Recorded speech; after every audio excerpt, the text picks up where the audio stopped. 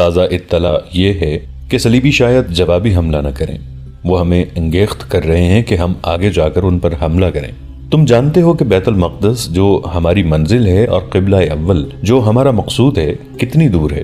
میں جانتا ہوں کہ تم ان فاصلوں سے اور ان مسافتوں سے گھبرانے والے انسان نہیں، لیکن فاصلے زیادہ نہیں، دشواریاں اور رکاوٹیں زیادہ ہیں۔ بیت المقدس تک ہمیں بہت سے قلعے سر کرنے ہوں گے، ان میں چند ایک قلعے تو بہت مضبوط ہیں۔ صلیبیوں نے قبلہ اول کا دفاع دور دور کی قلعہ بندیوں کی صورت میں بہت محفوظ کر رکھا ہے۔ جاسوسوں نے بھی یہ بتایا ہے کہ صلیبی اس کوشش میں ہیں کہ یونانیوں، باغنطینیوں اور اطالویوں کا بحری بیڑا متحد ہو جائے اور مصر پر حملہ آور ہو کر شمالی علاقے میں فوجیں اتار دے۔ تمہیں اس صورتحال کے لیے تیار رہنا چاہیے، پیش بندی کر لو۔ تمہارے پاس دور مار آتشی گولے پھینکنے والی منجنیقیں زیادہ ہونی چاہیے۔ میں یہ مشورہ دوں گا کہ شمالی علاقے کی زمین اجازت دے تو دشمن کے بحری بیڑے کو ساحل تک آنے دو، وہاں مزاحمت نہ کرو۔ دشمن کو اس خوش فہمی میں مبتلا کر دو کہ اس نے تمہیں بے خبری میں آن دبوچا ہے۔ فوجیں اتر آئیں تو جہازوں پر آگ برساؤ اور صلیبی فوج کو اپنے پسند کے میدان میں گھسیٹ لاؤ۔ میں تمہاری مجبوریوں سے بے خبر نہیں ہوں، تمہارے قاصد نے تمام حالات بتائے ہیں۔ رب کعبہ کی قسم، صلیبیوں کی ساری بادشاہیاں طوفان کی طرح آ جائیں تو بھی امت رسول صلی اللہ علیہ وآلہ وسلم کا کچھ نہیں بگاڑ سکتی۔ امت لہو دینا جانتی ہے، یہ سرفروشوں کی امت ہے، مگر ایمان فروشوں نے ہمیں زنجیریں ڈال رکھی ہیں۔ تم قاہرہ میں قید ہو گئے ہو، میں بغداد سے نہیں نکل سکتا۔ عورت، شراب اور زر و دولت نے ہماری صفوں میں شگاف کر ڈالے ہیں۔ اگر ہمارے گھر میں سکون اور اعتماد ہوتا تو ہم دونوں صلیب کا مقابلہ کرتے، مگر کفار نے ایسا طلسم پیدا کیا ہے کہ مسلمان بھی کافر ہو گئے ہیں۔ یہ کافر مسلمان اتنے مردہ ہو چکے ہیں کہ یہ احساس بھی نہیں رکھتے کہ ان کا دشمن ان کی بیٹیوں کی عصمت سے کھیل رہا ہے۔ کرک کے مسلمان بہت بری حالت میں تھے۔ صلیبیوں نے ان پر جو مظالم ڈھائے تھے وہ سنو گے تو لہو کے آنسو رو گے۔ میں اپنی قوم کے غداروں کو کیسے سمجھاؤں کہ دشمن کی دوستی دشمنی سے زیادہ خطرناک ہے۔ تم نے افسوس کا اظہار کیا ہے کہ تمہارے اپنے بھائی اور اچھے اچھے حاکم اور کماندار تمہارے ہاتھوں قتل ہو رہے ہیں۔ صلاح الدین، افسوس اس پر نہیں کہ وہ تمہارے ہاتھوں قتل ہوئے، افسوسناک امر یہ ہے کہ وہ غدار ہوئے، اور یہ بھی افسوسناک ہے کہ صلیبی خوش ہو رہے ہوں گے کہ وہ مسلمانوں کو مسلمانوں کے ہاتھوں قتل کرا رہے ہیں۔ تم غداروں کو بخش نہیں سکتے، غدار کی سزا قتل ہے۔ میں تمہارا انتظار کر رہا ہوں، تم جب آؤ تو تمہارے ساتھ فوج زیادہ ہونی چاہیے۔ صلیبی تمہیں قلعہ بندیوں میں لڑا کر تمہاری طاقت زائل کرنا چاہتے ہیں۔ کہیں ایسا نہ ہو کہ بیت المقدس کے راستے میں تم بے دست و پا ہو جاؤ۔ تم جب آؤ تو مصر کے اندرونی حالات کو پوری طرح قابو میں کر کے آنا، سوڈانیوں کی طرف سے چوکنا رہنا۔ مجھے معلوم ہوا ہے کہ تمہارے ساتھ کچھ مالی مسائل بھی ہیں، میں تمہاری مدد کرنے کی کوشش کروں گا۔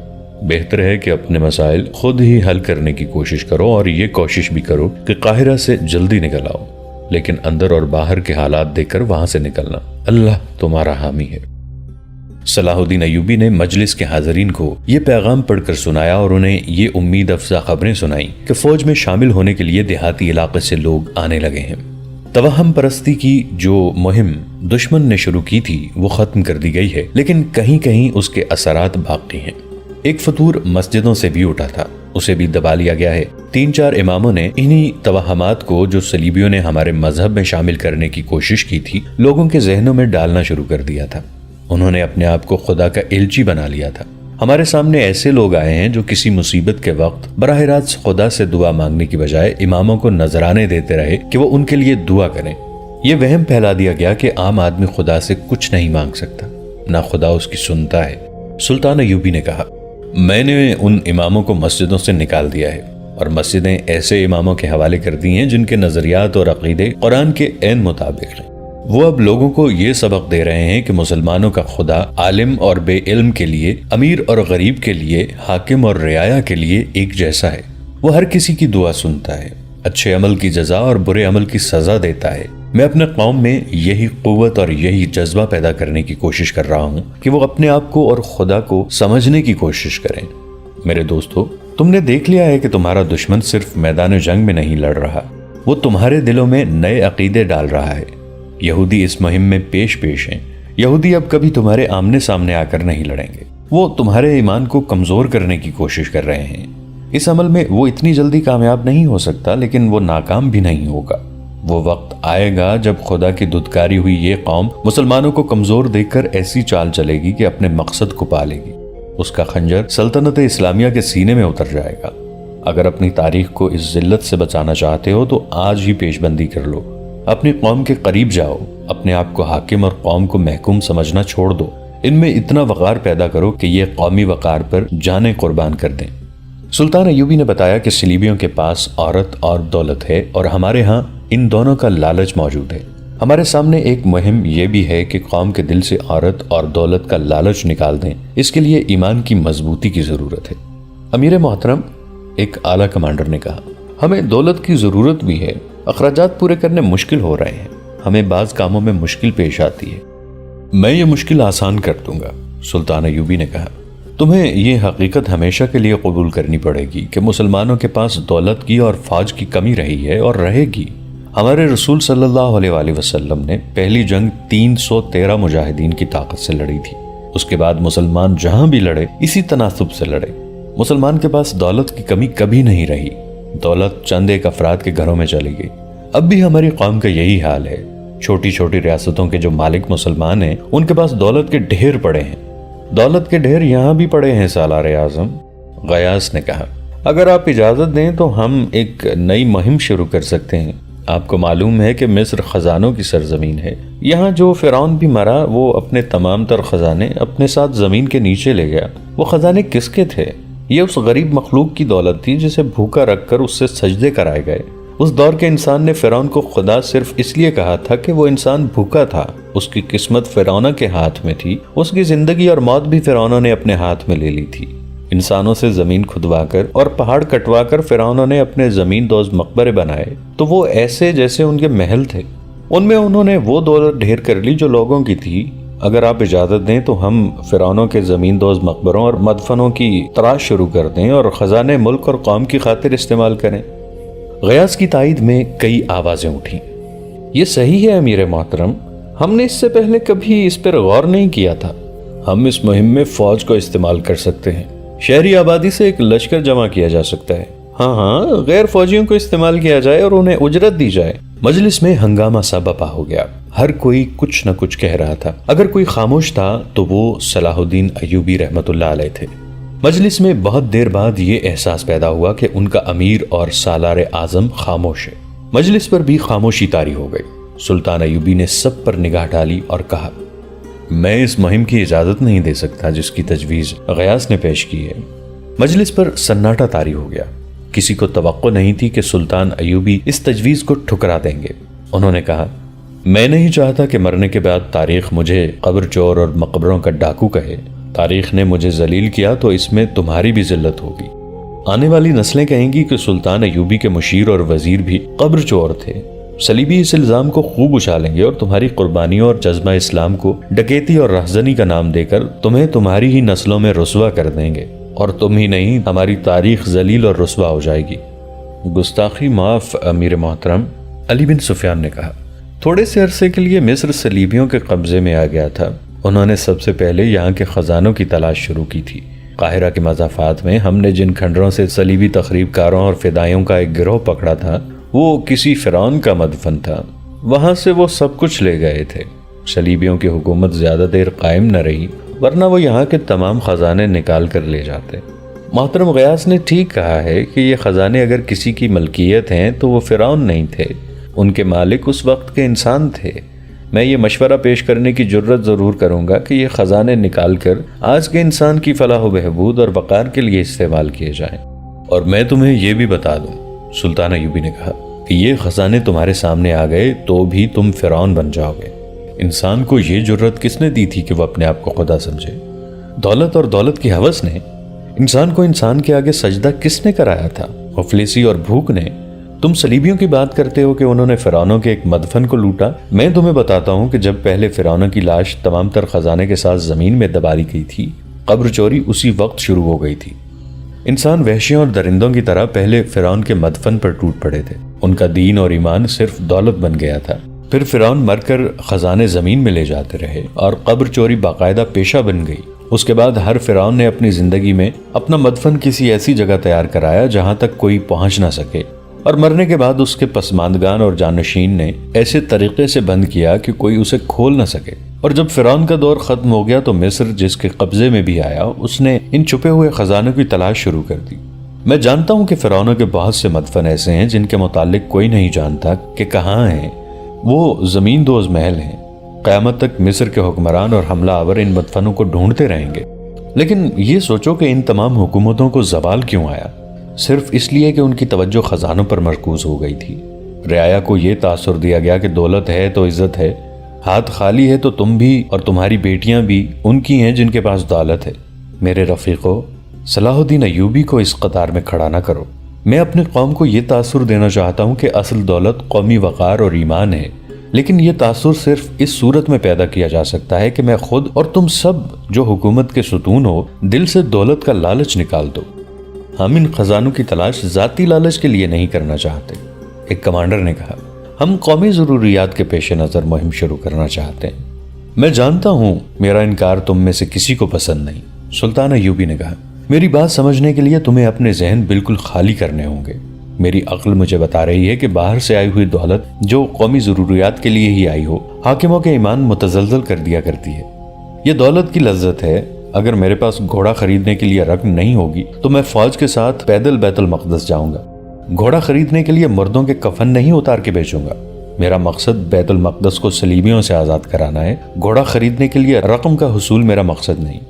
تم جب خزانوں کی تلاش کرنے لگو گے تو قوم میں ایسے لوگ موجود ہیں جو اپنے طور پر چوری چھپے مقبروں کو اکھاڑنے لگیں گے۔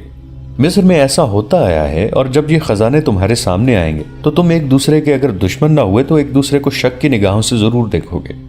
جہاں خزانے آتے ہیں وہاں انسانی محبت ختم ہو جاتی ہے، حقوق العباد کا جذبہ ختم ہو جاتا ہے۔ ان زر و جواہرات نے انسان کو خدا بنایا تھا، وہ خدا اب کہاں ہیں؟ آسمانوں پر نہیں، زمین کے نیچے۔ میرے رفیقو، میں ایک نئے جرم کی بنیاد نہیں ڈالنا چاہتا۔ ان خزانوں سے بچو۔ یہ خزانوں کے لالچ کا ہی کرشمہ ہے کہ تمہاری صفوں میں غدار بھی موجود ہیں۔ تم 2 غداروں کو قتل کرتے ہو تو 4 اور پیدا ہو جاتے ہیں۔ اپنی تقدیر اپنی تدبیر سے بناؤ۔ تم مسلمان ہو، اپنی قسمت کفار کے ہاتھوں میں نہ دو، ورنہ سب غدار ہو جاؤ گے۔ فرعون مر چکے ہیں، انہیں زمین کی تہوں میں دبا رہنے دو۔ آپ کے حکم کے بغیر ہم کوئی ایسی مہم شروع نہیں کریں گے، کسی نے کہا۔ غیاث، سلطان ایوبی نے غیاث سے مسکرا کر پوچھا، آج تمہیں ان پوشیدہ خزانوں کا خیال کیسے آ گیا؟ مجھے یہاں آئے 4 سال ہو گئے ہیں، اس سے پہلے یہ تجویز کیوں نہ پیش کی؟ میں نے ایسا کبھی نہیں سوچا تھا امیر محترم، غیاث نے کہا۔ تقریباً 2 مہینے ہوئے، کتب خانے کے محرر نے مجھے بتایا تھا کہ پرانے کاغذات میں سے کچھ کاغذات گم ہو گئے ہیں۔ میں نے ان کاغذات کی نوعیت اور اہمیت پوچھی تو اس نے بتایا کہ وہ ایسے اہم نہیں تھے کہ تلاش ضروری سمجھی جائے۔ یہ کچھ نقشے سے تھے اور فرعونوں کے وقتوں کی تحریریں تھیں، بہت ہی بوسیدہ اور کرم خوردہ کاغذات اور کپڑے تھے۔ محرر نے جب فرعونوں کا نام لیا تو مجھے خیال آیا کہ ان تحریروں اور نقشوں میں فرعونوں کے خفیہ مقبروں کے متعلق معلومات ہو سکتی ہیں۔ میں نے وہ پرندے دیکھے ہیں جن میں سے کاغذات گم ہوئے ہیں۔ میں نے یہ سوچ کر زیادہ توجہ نہیں دی کہ ان تحریروں کو آج کون پڑھ اور سمجھ سکتا ہے۔ تم نے صحیح نہیں سوچا غیاث، سلطان ایوبی نے کہا۔ مصر میں ایسے لوگ موجود ہیں جو ان تحریروں اور اشاروں کو سمجھ سکتے ہیں۔ ان کاغذوں اور نقشوں کی چوری حیران کن نہیں، یہ چوری خزانے کے کسی لالچی نے کی ہوگی۔ ان کاغذوں کے ساتھ مجھے کوئی دلچسپی نہیں، مجھے چور کے ساتھ دلچسپی ہے۔ وہ کوئی تمہارا ہی رفیق نہ ہو، اس چور کا سراغ لگاؤ۔ مجھے شبہ ہونے لگا ہے کہ ان کاغذوں کی کچھ نہ کچھ اہمیت ضرور ہے، علی بن سفیان نے کہا۔ میں محترم غیاث کے ساتھ بات کر چکا ہوں۔ بہت دنوں سے ہمارے مخبر اور شہر کے اندر کے جاسوس ہمیں کسی پراسرار سرگرمی کی اطلاعیں دے رہے ہیں۔ قدومی یہاں کی ایک مشہور رقاصہ ہے جسے امیروں کی محفلوں کی شمع کہا جاتا ہے، 5-6 دنوں سے غائب ہے۔ ایک رقاصہ کا شہر سے غیر حاضر ہونا کوئی اہم واقعہ نہیں ہوا کرتا، لیکن قدومی کو میں نے خاص طور پر نظر میں رکھا ہوا ہے۔ میرے مخبروں نے بتایا کہ اس کے ہاں اجنبی اور مشکوک سے 2 آدمی آتے رہے ہیں۔ پھر قدومی کے گھر سے ایک روز ایک پردہ پوش عورت کو نکلتے دیکھا گیا۔ وہ ایک اجنبی تاجر مسافر کے ساتھ جا رہی تھی۔ مجھے شک ہے کہ قدومی بھیس بدل کر نکل گئی ہے۔ دوسرے مخبروں کی اطلاعوں سے پتہ چلا ہے کہ کچھ آدمی جنوب کی طرف مشکوک حالت میں جاتے دیکھے گئے ہیں۔ ان سرگرمیوں سے مجھے شک ہوتا ہے کہ ان کا تعلق ان گمشدہ کاغذات کے ساتھ بھی ہو سکتا ہے، اور یہ شبہ بھی ہے کہ یہ صلیبی تخریب کار ہوں گے۔ جو کچھ بھی ہے، ہم ان سرگرمیوں کا کھوج لگا رہے ہیں۔ ضرور کھوج لگاؤ، سلطان ایوبی نے کہا، اور ان خزانوں کو اپنے ذہنوں سے اتار دو۔ میں جانتا ہوں کہ قوم کی فلاح و بہبود کے لیے اور صلیبیوں سے فیصلہ کن جنگ لڑنے کے لیے ہمیں مالی استحکام کی ضرورت ہے، مگر میں کسی سے مدد نہیں مانگوں گا۔ محترم نور الدین زنگی نے مالی امداد کا وعدہ کیا ہے، میں یہ امداد قبول نہیں کروں گا۔ مالی امداد سگے بھائی سے ملے تو بھی انسانی صلاحیتوں کے لیے، محنت اور دیانتداری کے لیے نقصان دہ ہوتی ہے۔ پھر انسان خزانوں کی تلاش میں مارا مارا پھرنے لگتا ہے۔ مصر کی زمین بانج نہیں ہو گئی، محنت کرو کہ یہ زمین تمہیں ثمر دے۔ قوم کو بتاؤ کہ حکومت پر اس کے حقوق کیا ہیں تاکہ وہ اپنے آپ کو رعایا سمجھنا چھوڑ دے، اور قوم کو یہ بھی بتا دو کہ اس کے فرائض کیا ہیں۔ اگر قوم نے فرائض سے نگاہیں پھیر لیں تو حقوق پامال ہو جائیں گے۔ تم جس زمین کی پاسبانی میں خون نہیں بہاؤ گے اور جس کے وقار کے لیے پسینہ نہیں بہاؤ گے، وہ تمہارا حق کبھی ادا نہیں کرے گی۔ پھر اس ملک کے حکمران باہر کے خزانوں کی تلاش میں نکل کھڑے ہوں گے اور قوم افراد میں منتشر ہو کر کفار کی غلام ہو جائے گی۔ جن خزانوں کو سلطان صلاح الدین ایوبی ہاتھ لگانے سے بھی گریز کرتے تھے، ان تک ان کے اپنے ہی ایک جرنیل کے بھیجے ہوئے 50 آدمی پہنچ گئے تھے۔ جیسا کہ ہم پہلے بھی بیان کر چکے ہیں، یہ ایک ایسی جگہ تھی جس کے قریب سے کبھی کوئی مسافر نہیں گزرا تھا۔ جگہ ڈراؤنی ہونے کے علاوہ کسی راستے پر پڑتی ہی نہیں تھی۔ یہ چونکہ سرحد سے دور تھی، اس لیے سرحدی دستوں کی نظر میں بھی نہیں تھی۔ مارکونی نے رات ہوئی کو سب کو اس خطے کے اندر پہنچا دیا تاکہ باہر سے کوئی دیکھ نہ سکے، اور انہیں مکمل آرام دینے کے لیے کہا کہ وہ جتنی دیر سو سکتے ہیں سو جائیں۔ یہاں سے آگے پیدل جانا ہوگا اور یہ سفر جسم کی بجائے اعصاب کو زیادہ تھکائے گا۔ مارکونی خود قدومی کے ساتھ اپنے خیمے میں چلا گیا۔ وہ سب اس وقت جاگے جب سورج ان ٹیلوں کے اوپر آ گیا جس کے دامن میں سب سوئے ہوئے تھے۔ مارکونی نے انہیں بتایا کہ وہ کون کون سا سامان، اوزار اور ہتھیار وغیرہ اپنے ساتھ لیں۔ ان میں مضبوط رسے، کدالیں اور موٹی موٹی سلاخیں تھیں، اور ہتھیاروں میں تیر و کمان اور تلواریں۔ راستے کی مشکلات سے متعلق بھی اس نے سب کو بتا دیا تھا۔ اس دیوار کے متعلق بھی انہیں ذہنی طور پر تیار کر دیا تھا جس سے اس کا ایک ساتھی گر کر ہمیشہ کے لیے لاپتہ ہو گیا تھا۔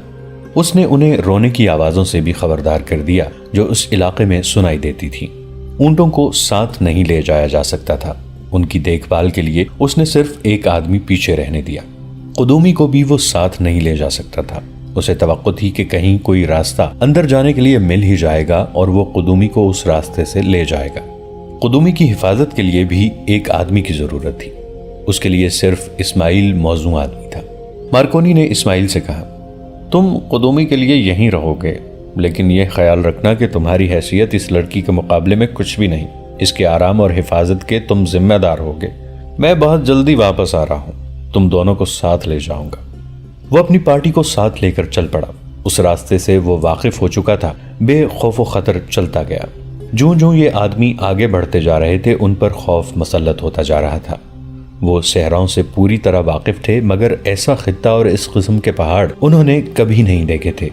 اور وہ جب اس جگہ پہنچے جہاں رونے کی آوازیں آتی تھیں تو سب بدک کر خلاؤں میں دیکھنے لگے۔ بلا شک و شبہ عورتیں رو رہی تھیں۔ ان آدمیوں میں سے 2-3 ایسے بھی تھے جنہوں نے اس علاقے کے متعلق وہ تمام ڈراؤنی کہانیاں سن رکھی تھیں جو بہت مدت سے مشہور تھیں۔ انہوں نے اپنے صلیبی ساتھیوں کو بھی یہ کہانیاں سنا کر ڈرا دیا۔ وہ سب ڈر کی گرفت میں پہلے ہی تھے، لیکن انہیں جو انعام بتایا گیا تھا اس میں اتنی طاقت تھی جو ان کے خوف کو دبا رہی تھی۔ اس کے علاوہ وہ صلیب کے تنخواہ دار ملازم بھی تھے اور مارکونی ان کا افسر تھا۔ وہ انعام اور حکم کی پابندی کے تحت چلے جا رہے تھے۔ رونے کی آوازوں پر وہ بدکے تو مارکونی نے انہیں بتایا کہ یہ جو عورتیں یا عورتوں کی بدروہیں نہیں، یہ ہوا کی آوازیں ہیں۔ مگر وہ ڈرتے رہے اور ایک دوسرے کو دیکھ دیکھ کر آگے ہی آگے بڑھتے گئے۔ اس وقت سورج غروب ہو رہا تھا جب وہ اس وسیع اور بے انتہا گہرے نشیب تک پہنچے جو انہیں قدرتی دیوار پر چل کر پار کرنا تھا۔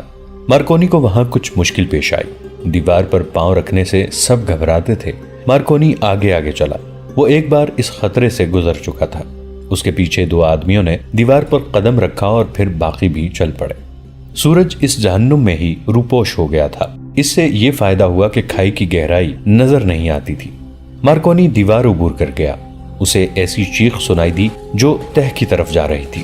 ذرا دیر بعد ایک اور ہیبت ناک چیخ سنائی دی۔ یہ بھی دور نیچے جا کر ایک دھیمی سی دھمک میں خاموش ہو گئی۔ ایسی 5 چیخیں سنائی دی۔ یہ گروہ جب دیوار سے گزر کر کچھ آگے جا جمع ہوا تو اس میں 5 آدمی نہیں تھے۔ دوستو، آج کے لیے اتنا ہی۔ اسی کہانی کی اگلی قسط کے ساتھ بہت جلد حاضر ہوں گے۔ نیچے کامنٹ سیکشن میں اپنی رائے کا اظہار ضرور کیجیے گا۔ ہمارے اس چینل کو سبسکرائب کر کے نیچے موجود بیل آئیکن کو بھی ضرور کلک کیجیے گا۔ اگلی ملاقات تک کے لیے ہمارا اور آپ کا اللہ نگہبان۔